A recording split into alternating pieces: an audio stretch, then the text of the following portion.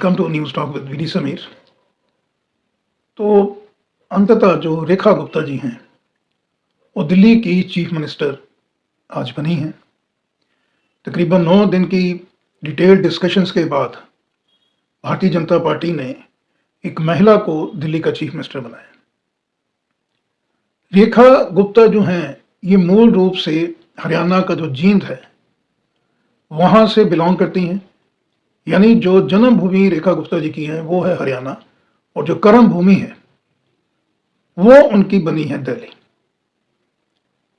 जो एजुकेशन है, जो उसको हायर एजुकेशन उन्होंने किया, बैचलर किया, उसके बाद मैनेजमेंट की डिग्री की, तो दिल्ली यूनिवर्सिटी से उनकी एजुकेशन है। उसके बाद जो उनकी मैरिज है वो दिल्ली में हुई, तो दिल्ली में वो सेटल हैं इस वक्त पिछले काफ़ी लंबे समय से। भारतीय जनता पार्टी की तरफ से पूरे देश भर में पहली मुख्यमंत्री हैं, और बहुत देर से ये डिमांड भी चल रही थी भारतीय जनता पार्टी में कि मुख्यमंत्री जो हैं वो किसी न किसी स्टेट की एक महिला मुख्यमंत्री जो है वो ज़रूर होनी चाहिए, जिससे देश भर का जो महिला वोटर है, जैसे प्रधानमंत्री नरेंद्र मोदी जो है हमेशा वो वुमेन एम्पावरमेंट की बात करते हैं, तो आज भारतीय जनता पार्टी ने एक जो लॉन्ग ड्यू डिमांड था महिला वर्ग को लेके, उसको पूरा किया है, उसको एक्नॉलेज किया है। तो रेखा गुप्ता जो है वो दिल्ली की 4th वुमेन चीफ मिनिस्टर है।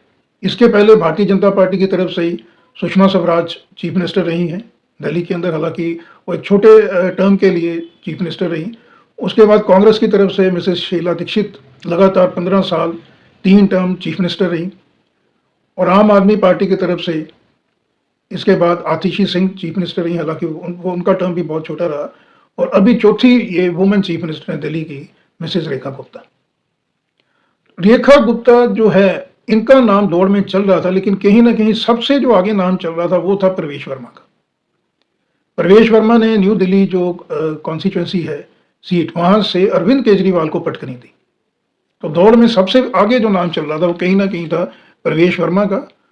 उसके साथ तमाम दूसरे नाम चल रहे थे, जैसे सतीश उपाध्याय हैं, मनोज तिवारी का नाम भी चल रहा था, विजेंद्र गुप्ता का नाम चल रहा था, शिखा राय का नाम चल रहा था। लेकिन सभी जो नाम है उन पे बाजी अंततः आखिर में मारी रेखा गुप्ता ने। तो रेखा गुप्ता के बारे में मैं थोड़ा आपको ये बताना चाहूंगा कि जो रेखा गुप्ता है, इनकी जो जर्नी है, वो ये जनरल सेक्रेटरी रही हैं, प्रेसिडेंट रही हैं, जो दिल्ली जो छात्र संघ है उसकी प्रेसिडेंट रही हैं ये 1996-97 में।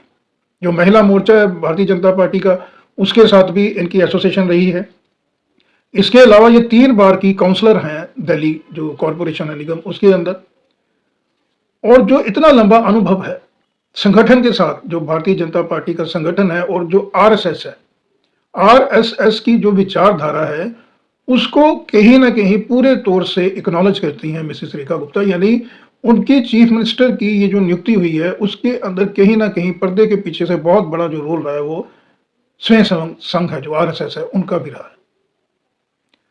और जैसे मैंने आपको बताया कि जो छात्र संघ है, जो एबीवीपी है, अखिल भारतीय विद्यार्थी परिषद जो है भारतीय जनता पार्टी का एक एसोसिएशन विंग है स्टूडेंट्स का, वहां से इन्होंने जर्नी की थी शुरू। यानी आप समझ सकते हैं कि लगभग जो है वो 30 साल का राजनीति का तजुर्बा है। और अपने जो कॉलेज के डेज थे, शुरुआती दिनों से ही जो रेखा गुप्ता है वो भारतीय जनता पार्टी की आइडियोलॉजी के साथ वो लगातार चलती रही। 2013 का विधानसभा जो चुनाव था वो रेखा गुप्ता हारी थी, लेकिन नताज नहीं हुई थी। उसके बाद वो निगम के अंदर आई थी, कॉरपोरेशन के अंदर, और कॉरपोरेशन 3 बार वो कॉरपोरेटर रही है। साउथ दिल्ली से वो जो है वो मेयर भी रह चुकी हैं, और पहली बार वो दिल्ली की विधायक बनी हैं, और पहली बार विधायक बनी है। इसके बावजूद जो है भारतीय जनता पार्टी के साथ जो उनकी इतनी लंबी एसोसिएशन है, संघ परिवार के साथ उनके रिश्ते हैं, उसको लेके रेखा गुप्ता को जो है वो चीफ मिनिस्टर बनाया गया है। प्रशासन का हालांकि उतना लंबा अनुभव नहीं है रेखा गुप्ता जी के पास, लेकिन क्योंकि पार्षद तो रही ही हैं, तो जो जमीन के मुद्दे हैं उनसे जुड़ी हुई हैं, और जो यूथ का, जो आज का यूथ है, उसके जो मुद्दे हैं उसको भली भांति जो है वो जानती हैं रेखा गुप्ता, क्योंकि छात्र संघ के दिनों से ही वो लगातार पॉलिटिक्स का जुड़ी हुई हैं। वैश्य समाज से आती हैं, और अच्छा खासा जो वोट बैंक है वो भी वैश्य समाज का है। और सबसे बड़ी बात यह है कि जैसे मैंने कहा कि शी इज़ वेल एजुकेटेड, उन्होंने ग्रेजुएशन किया हुआ है कॉमर्स में, मैनेजमेंट की डिग्री है, एलएलबी उनके पास है।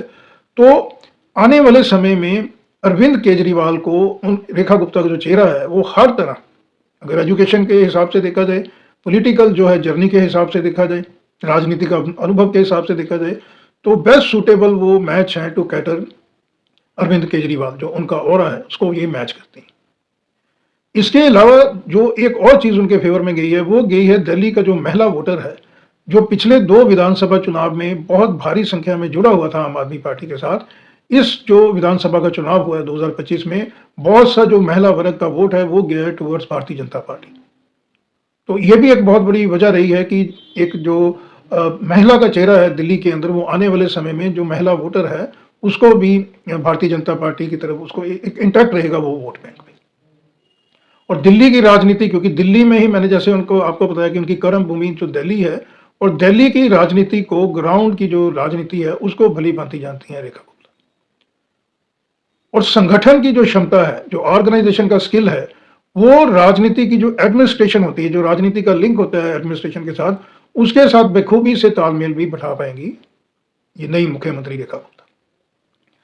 अब मैं बात करना चाहूंगा प्रवेश वर्मा साहब की। प्रवेश वर्मा जो थे, उन्होंने अरविंद केजरीवाल जो चीफ मिनिस्टर कैंडिडेट थे, आम आदमी पार्टी के सुप्रीमो हैं, नेशनल कन्वीनर हैं, उनको मात दी है प्रवेश वर्मा ने।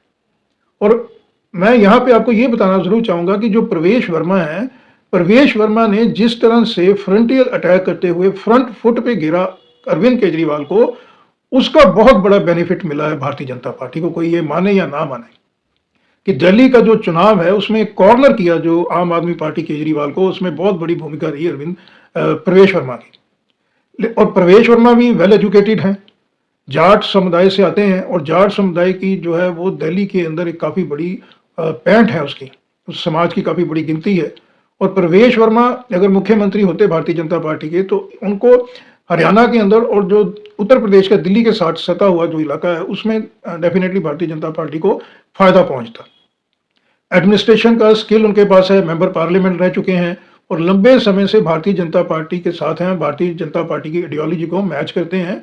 और सबसे बड़ी बात यह है कि जो दिल्ली में आम आदमी पार्टी की हार हुई है, उसके पीछे बहुत बड़ा रीजन और बहुत बड़ा जो काम किया था फ्रंट फुट पे आके प्रवेश वर्मा साहब ने, उसको कभी भी भुलाया नहीं जा सकता। तो फ्रंट रनर जरूर थे प्रवेश वर्मा, लेकिन प्रवेश वर्मा के सामने आड़े आ गया कि प्रवेश वर्मा साहब के जो फादर थे साहिब सिंह वर्मा जी, वो चीफ मिनिस्टर रह चुके हैं दिल्ली के, और भारतीय जनता पार्टी ने हमेशा ही परिवारवाद के अगेंस्ट अपनी राजनीति की है। अगर प्रवेश, और दूसरा भारतीय जनता पार्टी जो है वो एक बहुत ही लंबे समय की पॉलिटिक्स करती है, यानी जो दूरदृष्टता चाहिए राजनीति के अंदर, जो फोरसाइटनेस चाहिए राजनीति के अंदर, भारतीय जनता पार्टी से ज्यादा समझ वो दूसरे और किसी पॉलिटिकल पार्टी को नहीं है। खुदा ना खास्ता अगर प्रवेश वर्मा जो है वो एक जेन्युइन कैंडिडेट भी थे, जैसे मैंने बताया कि उनका जो कद है राजनीति में बहुत बड़ा है दिल्ली के अंदर, अगर उनको मुख्यमंत्री बनाते तो एक तो आम आदमी पार्टी अरविंद केजरीवाल जो है उनको टारगेट करते डायरेक्ट, क्योंकि कोई ना कोई उनके पास बैगेज है, और सबसे बड़ा बैगेज ये है कि वो फिर एक परिवारवाद की, वंशवाद की राजनीति हो जानी थी, जिसको लेके भारतीय जनता पार्टी ऑपोजिशन को, स्पेशली कांग्रेस को, समाजवादी पार्टी, आरजेडी जैसी पार्टियों को हमेशा टारगेट करती है, घेरती है। अभी भी आप देखेंगे कोई भी इस तरह का भारतीय जनता पार्टी में चीफ मिनिस्टर नहीं है जिसकी फैमिली का आगे जो है उसको चीफ मिनिस्टर बनाया गया हो, या कोई कैबिनेट मिनिस्टर हो सेंटर के अंदर और उसके बेटे को फिर कैबिनेट के अंदर डाला हो। आज तक इस तरह की भारतीय जनता पार्टी में प्रथा नहीं है, और यही मुख्य वजह रही कि जो परिवारवाद है वो हावी हो गया जब प्रवेश वर्मा का नाम फाइनल होने लगा। क्योंकि फिर यह था कि जो ऑपोजिशन पे अगर टारगेट करती भारतीय जनता पार्टी, तो फिर भारतीय जनता पार्टी को काउंटर करना मुश्किल हो जाता। इसके अलावा 2025 के अक्टूबर-नवंबर में बिहार के अंदर भी चुनाव है। बिहार एक बहुत बड़ा राज्य है, अगर कंपेयर करें दिल्ली के साथ, दिल्ली के अंदर 7 सीटें हैं लोकसभा की, बिहार के अंदर 40 सीटें हैं।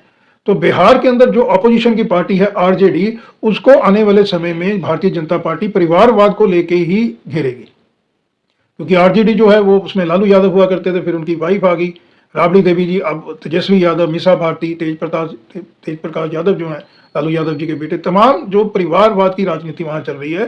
तो वहां पे अगर प्रवेश वर्मा को बना दिया जाता चीफ मिनिस्टर दिल्ली का, तो फिर वहां पे भारतीय जनता पार्टी लालू यादव के परिवार को टारगेट नहीं कर सकती थी। इसके अलावा एक थोड़ा-सा और मैं समझता हूँ प्रवेश वर्मा के लिए एक चीज़ उनके नेगेटिव उनके लिए गई, वो गई कि जो हिंदुत्व का एक कट्टर चेहरा, कट्टर जिसको पंथी कहते हैं, जैसे आपने देखा था पिछली कुछ समय पहले, कुछ वर्ष पहले, कुछ इस तरह की टिप्पणियाँ दी थी प्रवेश वर्मा जी के द्वारा, जो कहीं न कहीं माइनॉरिटी मुस्लिम समाज को हर्ट किया था। और दिल्ली के अंदर इस बार मुस्लिम समाज का वोट जो है वो शिफ्ट हुआ है टुवर्ड्स भारतीय जनता पार्टी। और भारतीय जनता पार्टी इस वक्त जो अपना एक चेहरा पैन इंडिया के अंदर बनाने की कोशिश कर रही है, वो कहीं ना कहीं अपनी तरफ खींचना चाहती है मुस्लिम समाज को भी। दिल्ली के अंदर उनकी अच्छी खासी संख्या है और तकरीबन 12 से 15 विधानसभा की ऐसी सीटें हैं जहां पे जो मुस्लिम समाज है वो रिजल्ट को तय करता है। तो इन तमाम चीज़ों को लेके जो है वो प्रवेश वर्मा जो है वो भारतीय जनता पार्टी उनको चाहते हुए भी मुख्यमंत्री नहीं बना पाई दिल्ली का। डिज़र्व करते थे, हालांकि वो जो आज कैबिनेट है, कैबिनेट के अंदर उनको मिनिस्टर तो ज़रूर बनाया जा रहा है, लेकिन जो चीफ मिनिस्टर की कुर्सी है वो मिली है रेखा गुप्ता को। और मैंने आपको थोड़ा इसका विश्लेषण डिटेल में बताने की कोशिश की है। तो आज के अंक में इतना ही, फिर आगे किसी और मुद्दे को लेकर आपके समक्ष हाजिर होंगे। तब तक के लिए नमस्कार।